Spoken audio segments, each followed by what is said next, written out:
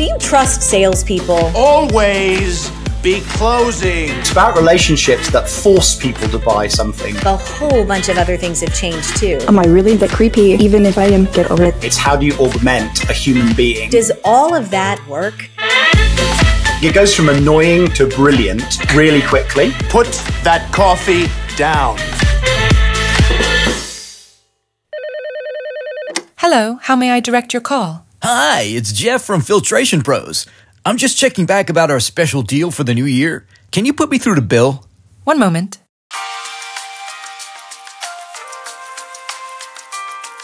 Hello? Hey, buddy, it's me, Jeff. Who? Jeff from Filtration Pros. I sent your son a baseball glove for his birthday last month, remember? Oh, right. You know, he doesn't actually play baseball. Duly noted. Anyway, I was wondering if you had a chance to look at our product. Yes, I did, in fact. Your prices are a little high, you know. Sure, but there is a reason. We believe our quality of service will beat anyone's.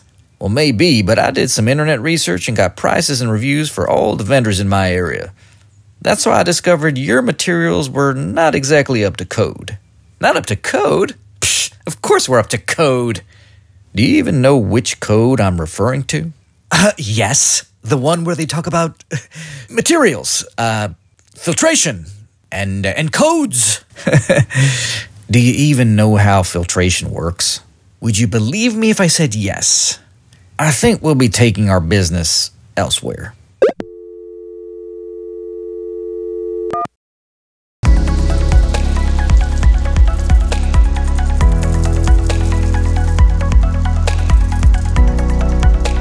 Hi, this is Jill Wiltfong, Chief Marketing Officer for Korn Ferry, and this is Briefings, our deep dive into leadership.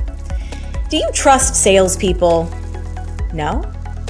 Turns out you're not alone. Our data shows only 21% of buyers engage sellers early in the selling process.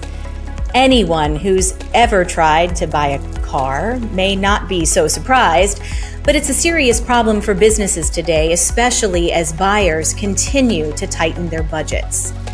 To make matters even harder, our research shows 1 in 3 sellers feels unprepared for today's digital selling environment.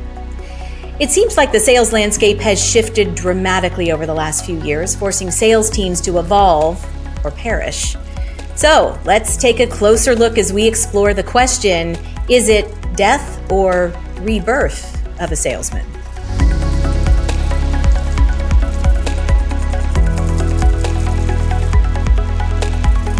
Here today to speak with me on this topic is Mark Grimshaw, a senior client partner in Korn Ferry's global sales and service practice. Hi, Mark. Thanks for being here. Hi, Jill. Thanks for having me on the show. Mark, listen, we know it's a tight economy right now. Growth in B2B marketing spend is still well below pre-pandemic growth rates, but it does seem like a whole bunch of other things have changed too. Paint the big picture for me. How has the sales landscape shifted from, say, 3 or 4 years ago? There are some things that were changing anyway that I think have probably been accelerated by the pandemic, by recession. One of those is decision complexity. So the number of people involved in the decisions going up, and that's making it, significantly more complex for salespeople to close deals. There's also much wider access to data. So we can all have access to data about the product we're going to talk to about the individual that's coming to visit us, the company that they work for. Data is everywhere. And if you combine that with higher expectations, we all have the Amazon experience at home, and we expect that in our B2B world. So, Mark, a lot of things are different, it sounds like, both on the landscape, but also in just expectations, right? You've once said that in the medical field, for example, over 90% of doctors say they don't want sales reps showing up in their office anymore. So if they don't want in-person contact, what's the ideal way for buyers to even be approached today? What we see across all industries and all levels is what they're really saying is make the interactions you have with me valuable and valuable to me. one circumstance which almost always works is if it's brand new. There's a brand new thing happening in any industry, want to talk to a salesperson. If it's risky to them or risky to their organization, love to talk to a salesperson. Or the really important one, they're going to learn something. And so salespeople have to work out how to be clever enough to and smart enough to be able to add real value to the buyer. And that's what they're really saying.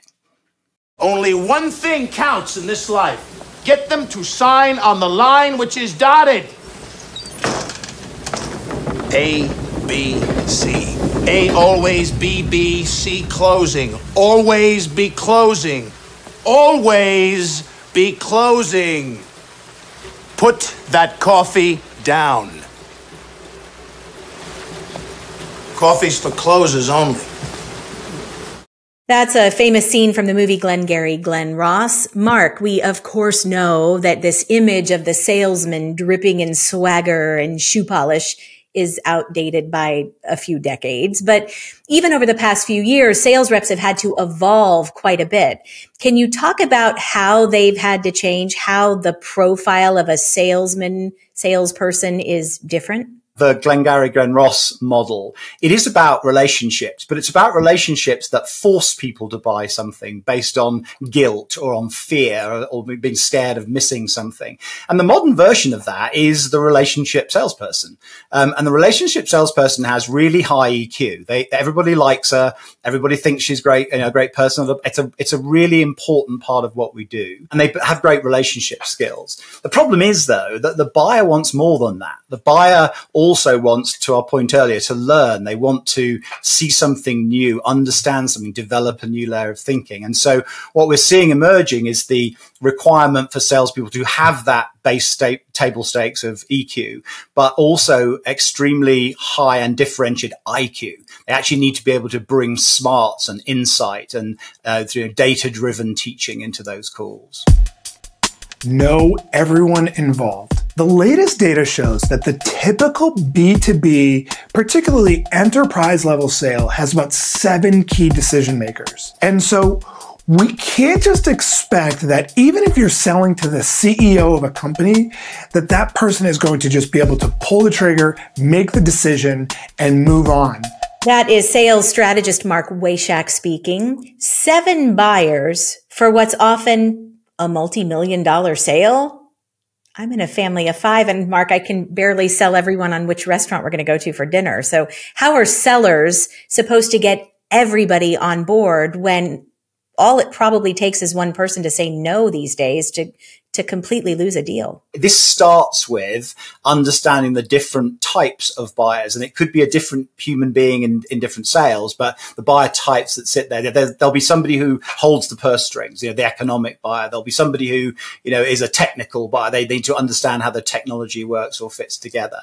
So understanding who those 7 are and the characteristics that they have, really important. And then it's pretty simple to say, it's very difficult to do. Coming up with a really detailed plan for each of them. And then a really good example of this is finding something we call a coach. And to give you an idea of just how important this is, a lot of the data that we gather shows that organizations who do large deals, the 1 to 2 million ones you're thinking of, if they have a coach involved in that deal, they have an 80% chance of winning. If they don't have a coach, it goes down to less than 50. Just that simple piece. Very good. Well, we've covered a lot, but I still want to know about some of the bigger issues facing us today, like the impact of AI, what the forecast is for the upcoming year, and whether those annoying email pitches that I keep getting in my inbox, do they actually work? We'll get Mark's thoughts on all of this after the break.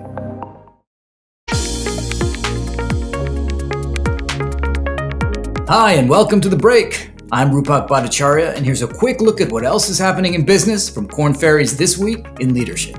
In fewer than 3 years, corporate leaders have reversed their approach to remote work. In a recent survey, 99% of more than 500 U.S. C-suite and business leaders said that they expect employees in the office at least 1 day a week. That's a big change from a couple of years ago when just 66% made that stipulation. Experts say a drive to build culture is behind this trend, but it can pose challenges, especially when it comes to inclusivity.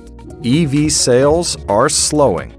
Despite electric vehicle sales being projected to rise another 32% in 2024, that's still down from last year's 47% growth. EVs are still the fastest growing segment in the car industry, but the slowing rate of adoption means major automakers have tempered their investment in the area. And maybe AI hype has just gone too far. The initial hype around generative AI will likely cool down this year, according to a recent report from the Computing Technology Industry Association. That's not to say AI exploration in business won't continue. Slightly over 20% of tech firms surveyed are aggressively pursuing integration of AI, with the biggest challenge around greater AI adoption being cost. For more insights on business and leadership, head to kornferry.com/insights. Now back to Jill and our episode on death or rebirth of a salesman.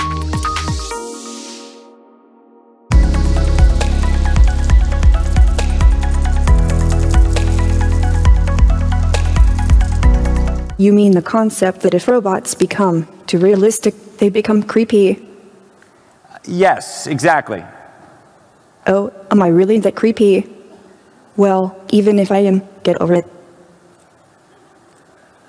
Actually, I feel that people like interacting with me, sometimes even more than a regular human. We're back, and we're speaking with Mark Grimshaw from our sales practice about today's sales landscape. That clip we just heard, Mark, was featuring world-famous AI-powered robot Sophia. We're seeing AI all over the place. Surely it can help sales teams with their struggles, right?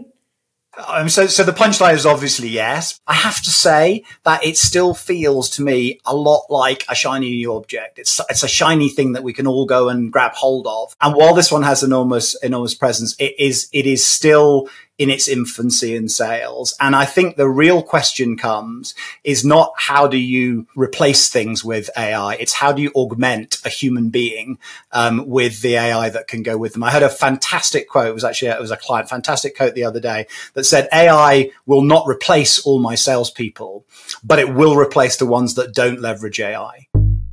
Often when organizations look at their sales forces, there's a tendency to concentrate the efforts on the rainmakers, on those A players, or try to turn everybody into an A player. And that's probably not realistic. But we very much believe with the approach we've seen, which is this data and science approach that we can talk about more, that there's a big opportunity to turn the C players into B players or B plus players. And if you can do that en masse, you can make a huge difference to the organization. That's Duncan Lennox, co-founder and former CEO of QStream, speaking on the importance of data.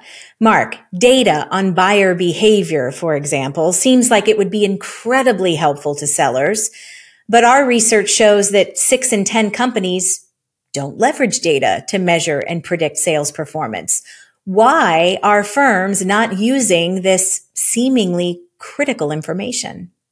Yeah, I mean, again, short answer is because it's really hard. One of the problems organizations have with data is, yeah, there's lots of it. And yes, in principle, it should help. But getting it down to the specific piece I need, the specific elements that are really going to help me is much harder. AI will actually help us to solve this. So it's not about, and unfortunately doesn't work if you just deliver information on buyers. It's the specific nudge that says, don't forget, this person is an expressive and therefore they'll need this. They went last week to a so-and-so. These are the charities they look after. And so it's incredibly precise and detailed.